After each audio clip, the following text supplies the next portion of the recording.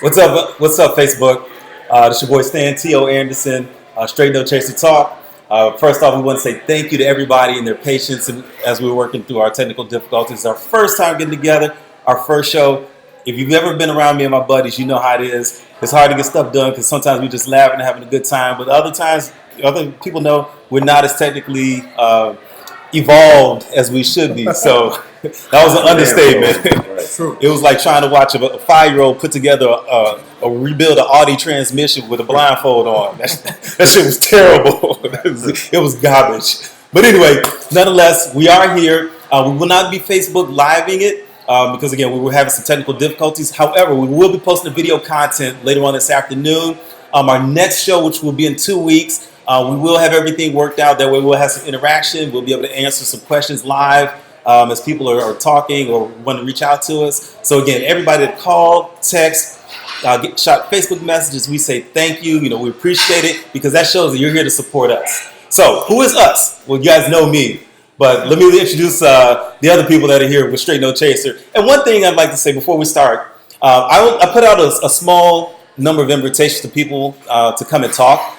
Because again, for me, I think less is better.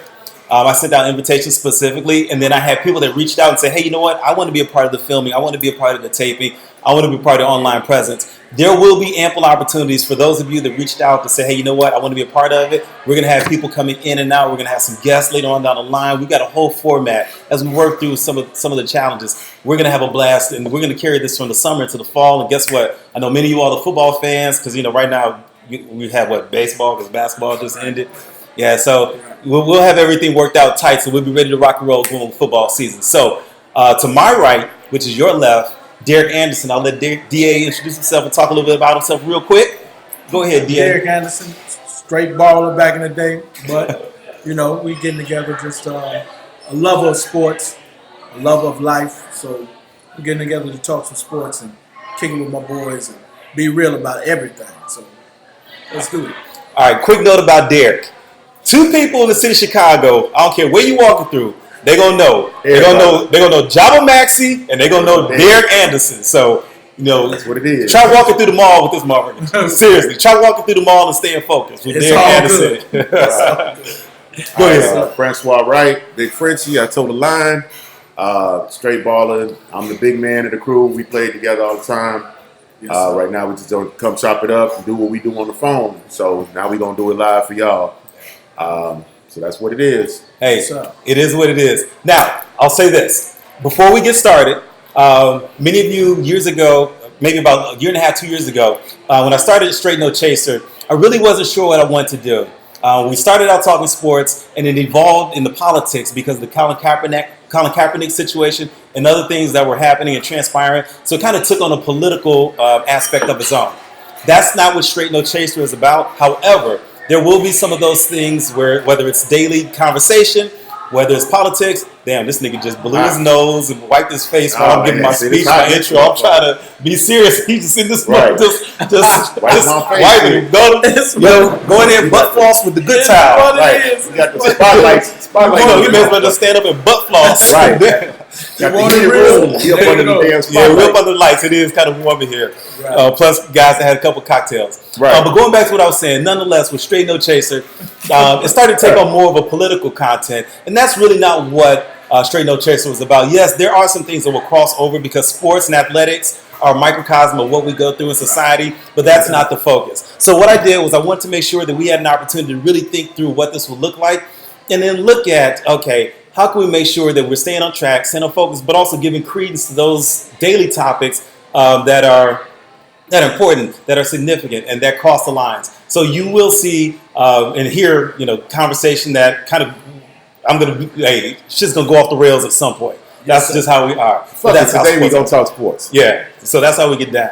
So if you look at some of our previous content, I've scrubbed some of that content off my various social media platforms, YouTube, Facebook, Twitter. I actually opened up a new Twitter account because I want this to be a fresh start for Str8 No Chase as well as for some of the guys.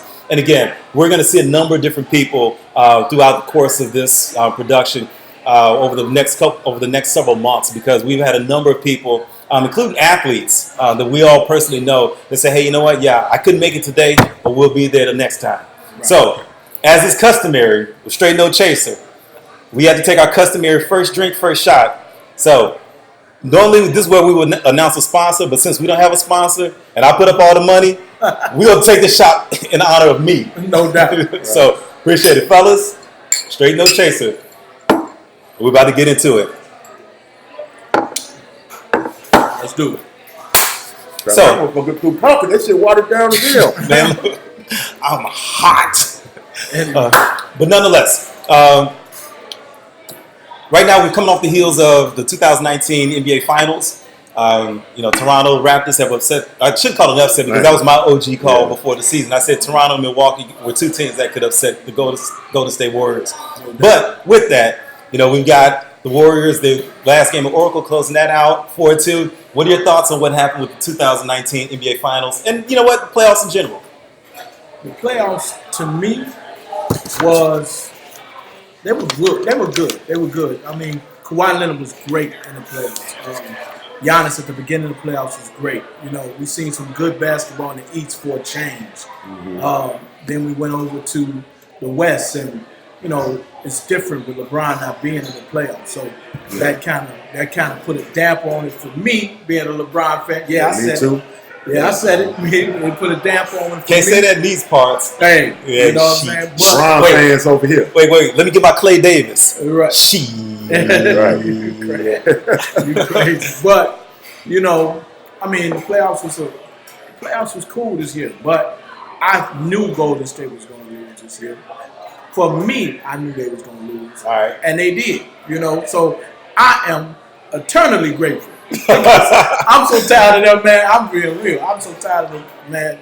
I'm so tired of them. I'm so tired of the language about them. Being the greatest team ever and all these things. I'm tired of that. But they had a good season. I feel sorry that KD and Clay got hurt. Absolutely. Because next year we're going to miss out on them. But we'll talk about that later. I feel like there's some people that it's a reason that they got hurt. Mm-hmm. I feel like it's somebody's fault that they got hurt. Yep. And I'm not exonerating KD from himself getting hurt. Mm-hmm. So we can go into that later. Okay. Yeah. So what I saw about it was, like Derek said, there was some good basketball being played. In the West, I like Dame Lillard's performance. I think that he came out really hard. It also, I don't like to use the word exposed, but it went to show you what can happen from night to night. You go visit a town, they visit you. And I'm talking about James Harden right now, and I love Bobby Yeager. I call him Bobby Yeager. Everybody call him the Beard. James Harden, dude, you go call when you want to kill the boogeyman offensively. That's what he do.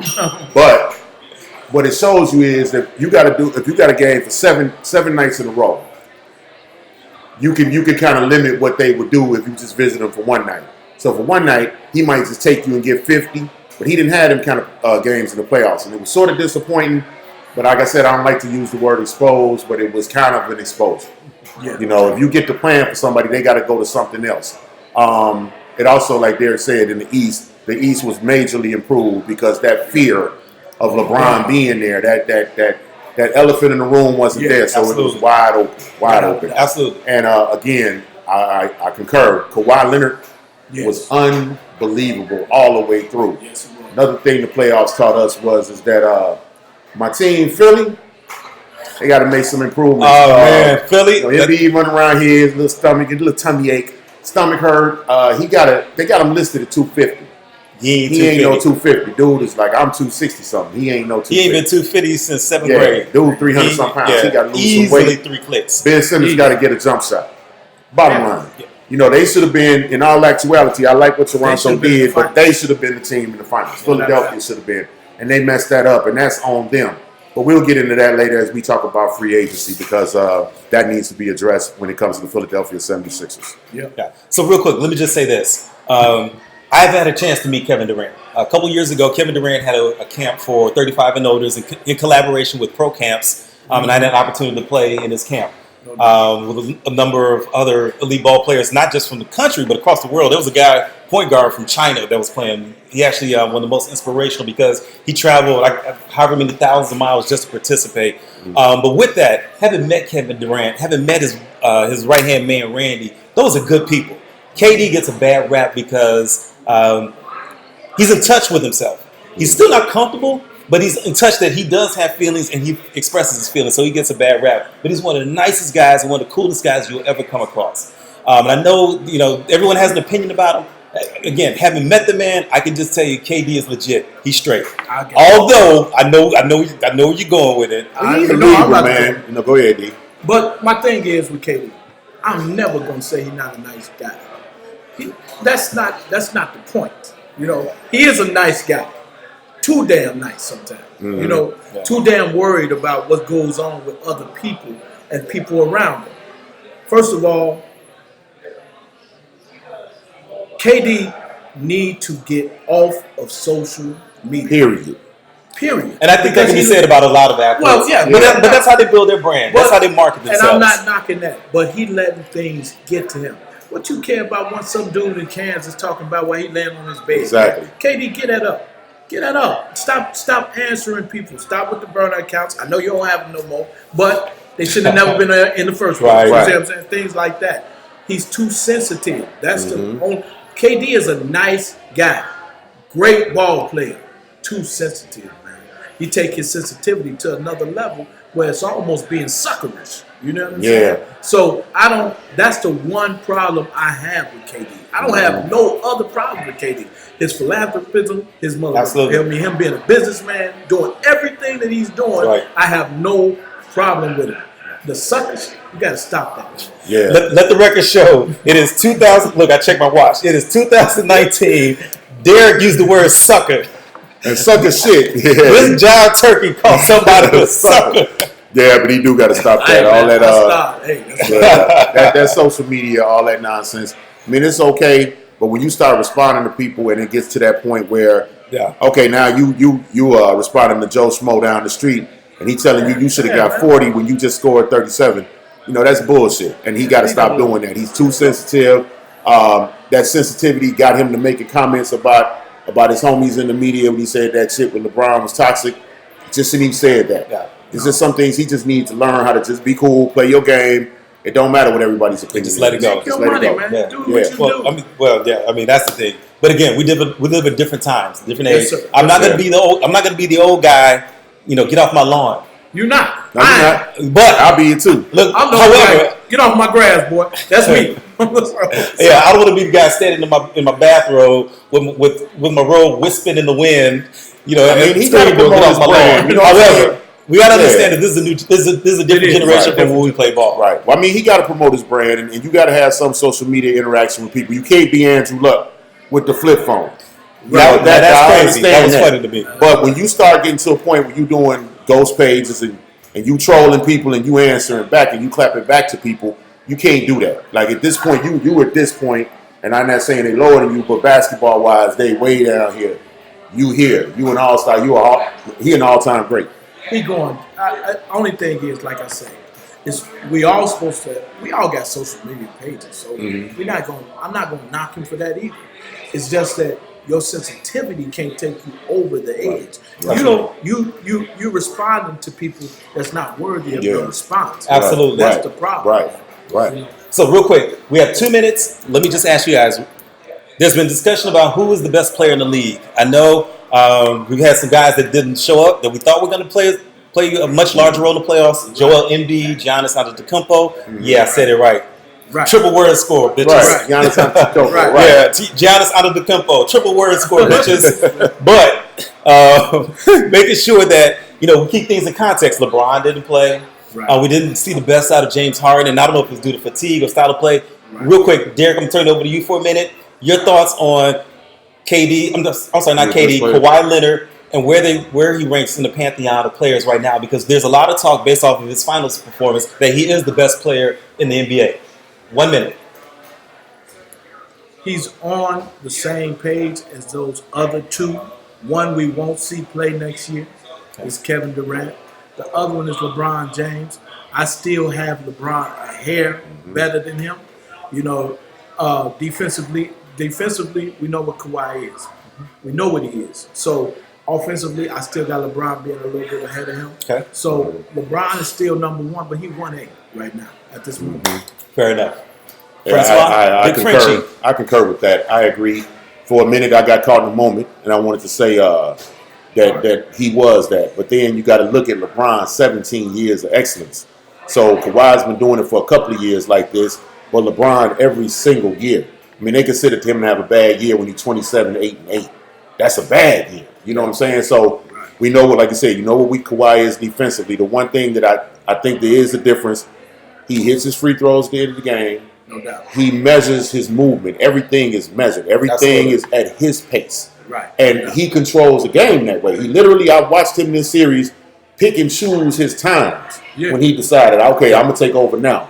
It's time like that third quarter. So he's really, he is there. I say LeBron is still number one.